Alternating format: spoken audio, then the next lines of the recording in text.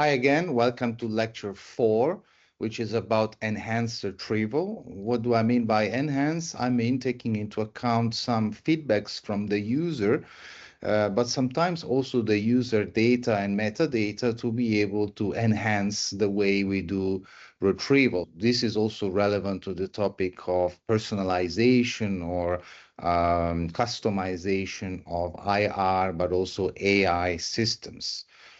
But before we talk about this, we need to talk a bit about evaluation of information retrieval systems. So imagine this situation where, thanks to your stellar performance in this course, you become vice president of search at giant nozama.com.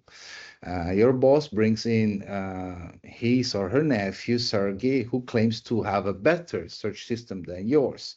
So what do? You laugh at him, or you ask Sergey to take this course, or you try a few queries and say, not bad. So this is a question of basically how to evaluate systems and most importantly, how to compare systems that are built differently based on one common, more general evaluation metric. So you could ask questions like how fast does it index, how fast does it search, and does it have interesting functionalities like recommending related products? This is all good, but doesn't say much about the quality of Sergey's search. Ultimately, what we want to do is to calculate the happiness of the users, right? But it's not easy how to do that. We can check whether the search returns products relevant to the user. We can see whether the results get clicked or not. We can also base this on how much money our information retrieval system make, or we can see whether users tend to come back after searching. So the truth is that happiness is very difficult to measure. So instead, as engineers, we try to find more quantitative ways to calculate how good a system is. So we'll focus instead on the relevance of the results. So if we have 1,000 sample queries and we know what kind of results to expect from these queries, then we can have a relevance judgment. So basically, we're transferring the user need to the query. We'll focus on how many relevant documents we get based on the query because that's indicative of what the user need is. How do we do that? We'll focus on quantities like true positive, false negatives, and false positive and true negatives, precision and recall. Precision tells me how good the results that I got are based on the query, based on the relevance of the query. Recall tells me how many of the relevant documents did I actually catch. So let's go back to the task of categorizing emails as spam versus non-spam. In the inner circle, you have the actual spam versus non-spam. And on the outer circle, you have the results. So the ones that I categorize as actually spam are the true positives. The one that I categorize as spam, but actually they were not spam, they are the false positive. The false negatives are the ones that I missed, the one that I categorized as not spam, but they were actually spam. And the rest are the true negatives. So precision tells me of all things that were labeled as spam, how many were actually spam. And recall tells me of all the things that are truly spam, how many did we label? In other words, recall tells me whether I catch them all or if I miss some. And we can have different levels in the spectrum of recall versus precision. If I focus a lot on precision, I'm taking a conservative approach, which means that maybe in the context of information retrieval, I'm focusing on a small k when we talk about choosing the top K, the top 10 relevant documents. Remember, if I take a conservative approach, maybe my K will be very small because I want to make sure that even the few documents I get as a result are truly spam in this case. So I want to focus a lot on precision, and I don't care about recall. I don't care if I miss some, but I want that the few that I get are truly correct. On the other end of the spectrum, you have the opposite. You want to catch all the relevant documents, even if you make some mistakes. This is a more liberal approach. So in the past video lectures, we talk about the accuracy of the system. But actually, when we talk about the information retrieval system, accuracy is not really a good evaluation metrics to adopt. Why? Because the definition of accuracy is true positive plus true negative divided by everything. And this is normally good for categorization models, but not for information retrieval systems. Why? Because it focuses on basically catching errors. And so if I try with multiple queries and for some queries I get no results, then I make no mistakes there. And this is not taking into account by accuracy. So if I take this to the extreme, if I want to build a 99.999% accurate search engine called Snoogle.com, I just have to build an information retrieval system that never returns anything, so I don't make any mistakes and my accuracy is high. But of course, nobody would use this system, right? We still want to find something with a certain tolerance for junk. So on the other end of the extreme, you have a situation where you could have an information retrieval system that always returns all the documents, and you would have 100% recall, right? But then very low precision. So the truth is that we don't want either of these two situations. We want to find the sweet spot between precision and recall. Return enough documents so that you have high precision and enough recall. So that's why instead of using accuracy or instead of using just precision or recall in information retrieval, we use what it's called F measure or the weighted harmonic mean. So this is the formula for the weighted harmonic mean, and where you have this parameter beta that basically helps me decide whether I want to take a more liberal or conservative approach, whether I want to focus more on recall or precision. But in most cases, because I want a balance between these two, I use the so-called F1 measure. So F1 is where beta is set to 1. And so this is the formula, 2 multiplied by precision and recall divided by P plus R. So this is what normally we use in information retrieval. And this is very useful for comparative evaluation. If I want to compare different systems, like the situation that we just mentioned of Sergey's search engine, but also for myself for incremental improvement. Every time I make a modification to my system, by looking at the F1, I can see whether this modification was good or bad for the overall performance of the system. So F measure is important, but is not everything. As we said earlier, there are many other questions that I can ask. How fast does it index? How fast does it provides results? Can it handle different formats? Can it handle exception? Can it handle concept drift? So concept drift is also an important issue to be able to handle, because then if you don't retrain your system every now and then you have the problem that some features, some words may be outdated, may mean different things. Like, for example, in 2008, the word Bush was a good feature to represent the presidents of the United States, but today is a bad one, right? So how can I choose the good features for my system? Features are important because, as we did from day one, we need to create a model of the system. We don't have the luxury to look at all the documents in their entirety. So we choose some representative features like you do in computer vision, for example. Instead of looking at all the pixels that make up the human face, you focus on some specific points of the face. So in our case, we use the chi-square tests to know how good, how representative a word is to a specific class.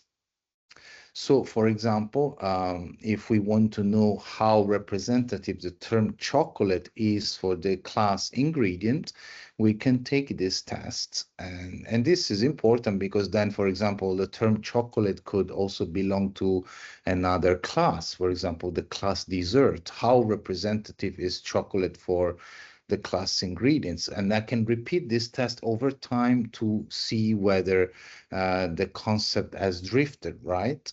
So this is also a probability that I'm calculating here.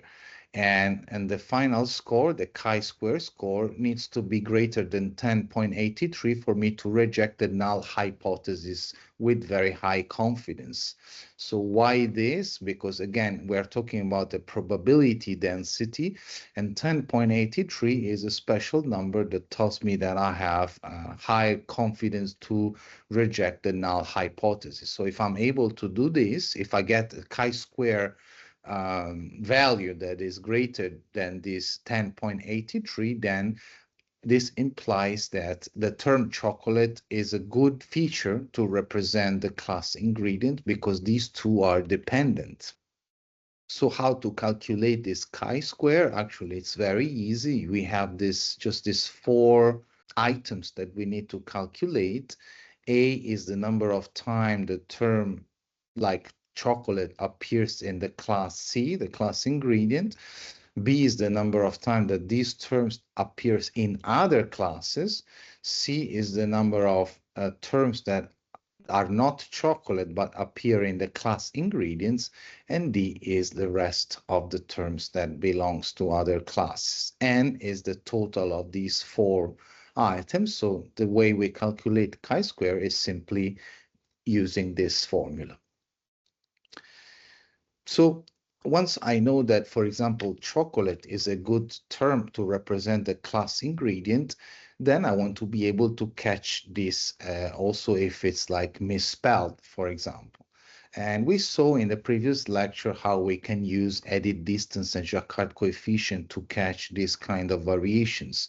But what if the way I write this term is, it sounds similar in terms of phonetics, but it's not written similarly. So what if I have a large edit or Jacquard distance, but actually the term sounds the same, like in the case of chocolate, if I have this kind of spellings of chocolate, these are at edit distance 2 or 3 from the correct spelling of chocolate, but they do sound the same. So do we have a way to actually also catch this kind of variations of a term?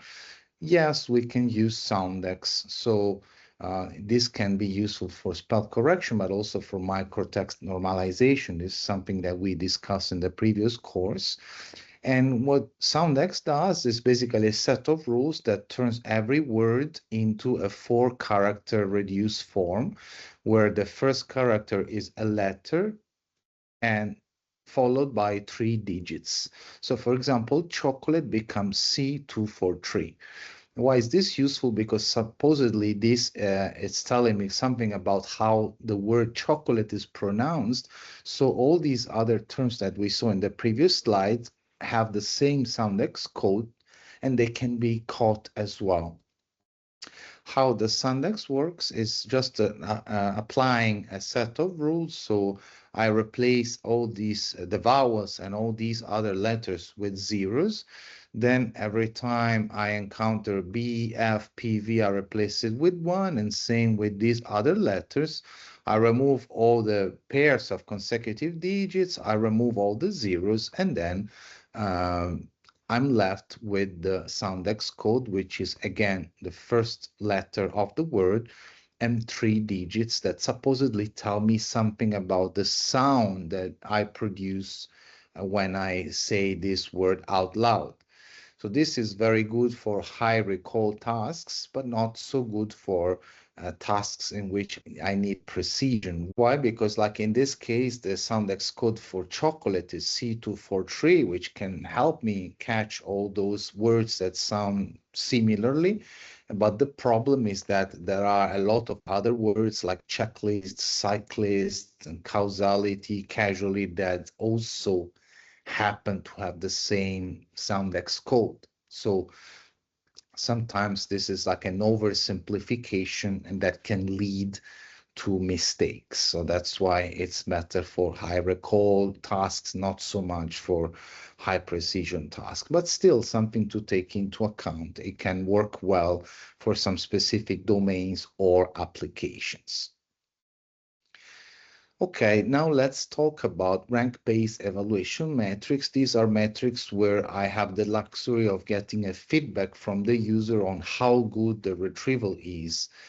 Let's start with precision at K. So precision at K is a situation where I can tell how good is the precision at every single position. So this can be very useful for me, for example, to decide how many documents to show the user. So for example, if I have 5 documents as a result of a query, precision at 3, in this case, green are the relevant documents, red are the irrelevant ones. I have the 2 out of 3 are relevant. Precision at 4 would be 50% because only 2 out of 4 are relevant. Precision at 5 is 3 out of 5. So I can then I can do the same for recall, and then I can just simply do an average to have the mean average precision. So in this case, in this example, I have 3 relevant documents. At each position, I calculate the precision. So because I have 3, I divide by 3, and in this case, the average precision is 0.76. This, of course, is just for one query. So if I do this for multiple queries and then I do an average, then I have the mean average precision. So here is another example. In this case, I have 5 relevant documents, and these are my results. So the first document is relevant, the second is not. So this is, I can already tell that this is not a great information retrieval system, because I have a lot of non-relevant documents in the top positions, but still this is useful to see how recall and precision change over the number of documents that I retrieve. So this can also be useful to, for example, understand why we need F-measure, where to find the sweet spot between precision and recall. So here we have another ranking. The total number of relevant documents is 3. This is even worse because the first one document is actually not relevant. But anyway, the average precision means that I sum up all the values of the precision every time I encounter a relevant document divided by the total number of documents. So I do this for different queries. In this case, we only have 2, so the average precision for query 1 is 0.62. For query 2 is these values here, 0.5 plus 0.4 plus 0.43 divided by 3 relevant documents, 0.44. And then the mean average precision is these 2 values divided by the total number of queries, 0.53.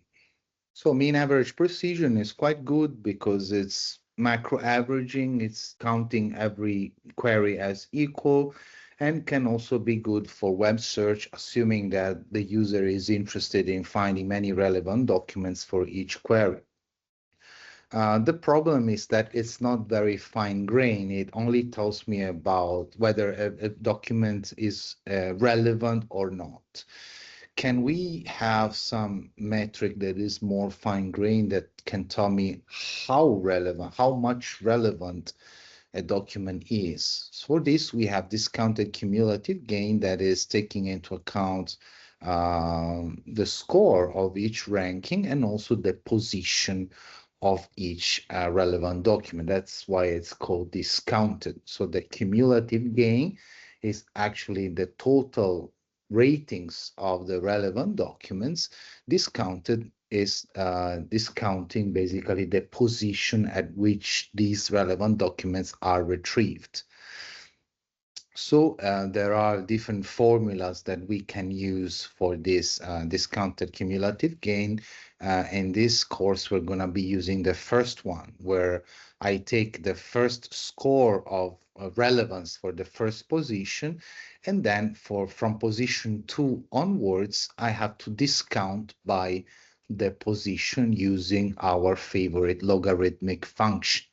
Let's see that with an example. Maybe it's easier to understand. So let's say I get these 6 documents as a result, and then I ask the user to rank them with a rating from 0 to 3, where 3 is the most relevant and 0 is the non-relevant. So I see that document 1 and 3 are good, are very relevant. D4 is non-relevant. So in this case, the cumulative gain is just summing up all these ratings. The total is 11. Then I need to discount this cumulative gain by the positions at which these different documents are found. So for the first one, I just take the rating as it is, so it's just 3. For the second one, I discount by the fact that it's at position 2, but it still stays 2. Maybe the easier one to understand is position 3. At position 3, I get this documentary that has also top relevance, but I need to discount by the fact that I'm only finding it at position 3. So the relevance score is 3 divided by the logarithm base 2 of 3, which is 1.585. The total is 1.892. That's why here I add the value 1.812. Supposedly, the score of document 3 is 3, top score, top relevant score, but I need to discount it by the fact that I found it only at position 3. And then I continue for the rest and I get this 8.1. This doesn't tell me much, right? And once again, we would like to have a score between 0 and 1. That's why it's better to use the so-called normalized document discounted cumulative gain. Normalized with respect to what? With respect to the ideal ranking, which is the ranking where the documents are reordered according to the ideal case. So to go back to our previous example, I can reorder the documents in this order from the most relevant one to the least relevant. If I recalculate the DCG, in this case, I get 8.69. This is my ideal discounted cumulative gain. So now I can normalize that previous result by this ideal case, and that's how I get my nice score between 0 and 1. So total is 0.932. Another maybe simpler way to take into account the position of where the document, the correct document is found is the mean reciprocal rank. In this case, I assume that there is only one correct response, and I just discount by the position at which this correct response is found. So for the query cat, if the correct document was found at position 3, the reciprocal rank is 1/3. If it's at position 2, is 1 divided by 2. If it comes at the first position, then it's maximum 1. So then later I do a mean of all the queries that I use. So 1/3 plus 1/2 plus 1 divided by 3, 0.61. Okay, so now in theory, we have all these beautiful evaluation metrics that we can use to understand how good our systems are. But the problem is that they require some labels, right? So I need to ask someone to tell me how relevant different results are. And also it begs the question of how much can I trust the human that is giving me these labels? That's why, to be more scientific, in most cases, we don't just have one annotator, but we have at least 2. And in order to calculate how much these 2 annotators agree, we also need to take into account how many times these 2 annotators or judges may agree by chance. So once again, we are talking about a probability that uses pooled marginals, again, to calculate how many times two judges agree, and discounted by the number of times that they may agree by chance. So this is also known as Cohen's kappa. And we normally consider a good agreement when we have more than 0.8. Once again, it's a score between 0 and 1. I can have even more than two judges, but in that case, I need to do an average of pairwise kappas. So the impact of the inter-annotator agreement can be a lot on the absolute performance, because then if I take one judge opinions as the gold standard and then compare it against the other, I can get very different F measures if I then do the opposite. But in general, the ranking is robust, so it doesn't really have a lot of impact on the relative performance. But now one big question is, can I actually get rid of these assessors? Can I just ask the user, since different assessors at different levels of expertise and understanding, what if I ask the user instead? So when I talk about relevance feedback, I talk about getting a feedback on the fly. So ranking and kappa measure are things that I do after all is done, right? But how about getting some feedback on the fly by the user? And this is something that you see in many of today's tools or applications, like on Instagram, when you search for something, then depending on what you click on, or even where you're looking at, the system will refine the results. So today's systems, they tend to do this kind of refinement in a semi-automatic way, or at least in an implicit way. In the past, there were some tools that were explicitly asking the user to give this kind of relevance feedback. One example was this Nayana search engine that, for example, if I'm searching for images about bike, it gives me some results, and then it asks me to say which ones among all these is the good ones. So the user is asked to click on the image that best represents the thing that he or she was looking for. And then based on the selection, I can refine the result and get something supposedly better. So the same goes for text. So if I get some results, I could potentially then ask the user to mark them with the plus or whatever other symbol, and then based on this, re-rank to have better results. So this is based on the concept of centroid, or the center of gravity of a cluster.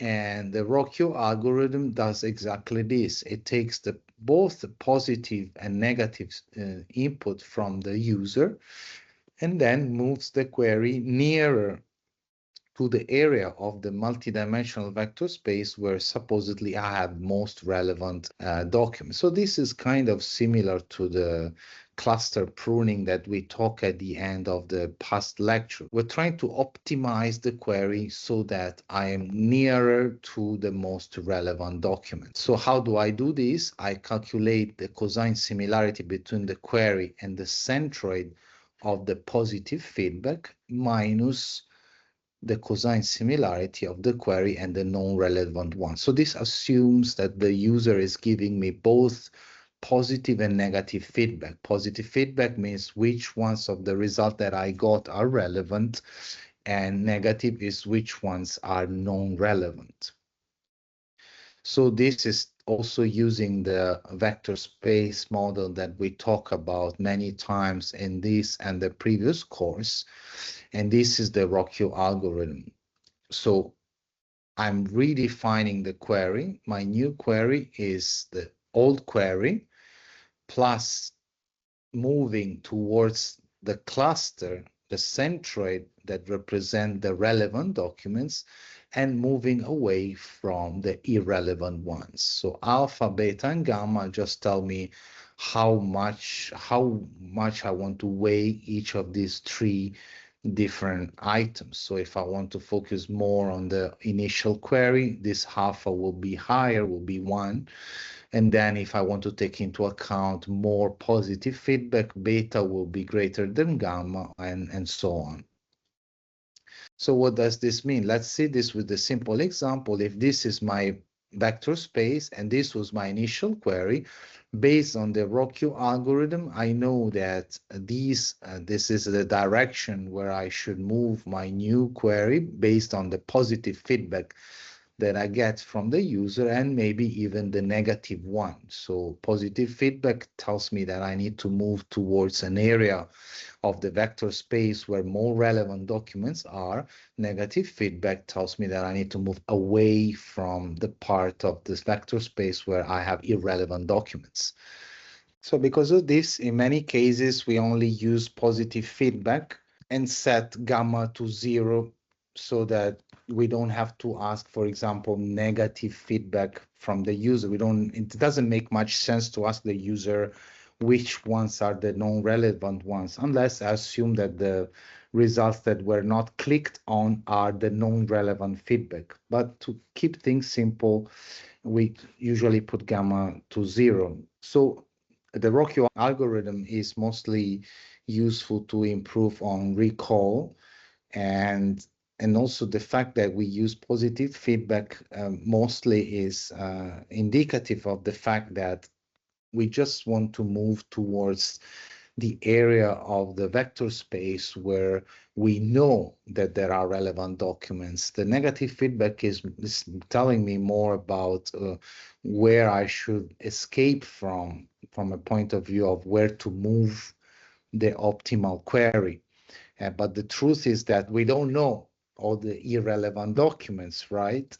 So it's safer to just use the positive feedback, those results that we know to be relevant from the user feedback, and ignore the negative one. But the relevance feedback has some assumptions. So it assumes that, number one, the user has enough knowledge to know what they're looking for, and also that the vector space is well behaved. We talk about this when we talk about how to categorize a space, for example.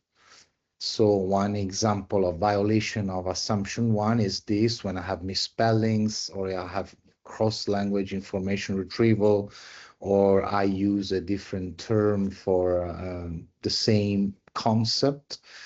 And violation of assumption 2 is when I have a situation like this where the space is not very well behaved. So I don't have very nicely defined clusters of relevant documents versus irrelevant ones. And also there is the ambiguity of natural language. So sometimes the same term like break can mean so many things, and so the system can be easily fooled by this.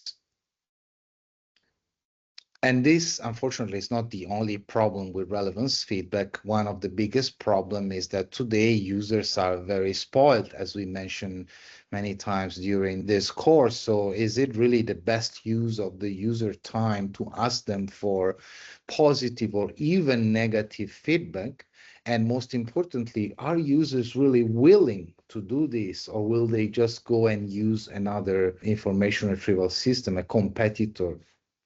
So one trick that I can use is so-called pseudo-relevant feedback, where I assume that the top K results are actually the positive feedback of the user, and then feed them to the ROCU algorithm. So this is something that I can do if I have a good information retrieval system in terms of precision. So if my precision at K is always 100%. So for example, if the first 2 documents, I know that they're always relevant, I can pretend that this is actually the positive feedback from the user and use this in the ROCU algorithm. But things can go horribly wrong if even just one of these 2 is not relevant, right? But in general, this is a trick that can be used for query expansion, or also can be beneficial for RAG because it can increase the answer correctness, the answer completeness, and also make it more robust to ambiguous queries. So this is something that we will discuss more at the next and final lecture. So that's all for today. Let me know if you have any questions and see you at next lecture. Ciao.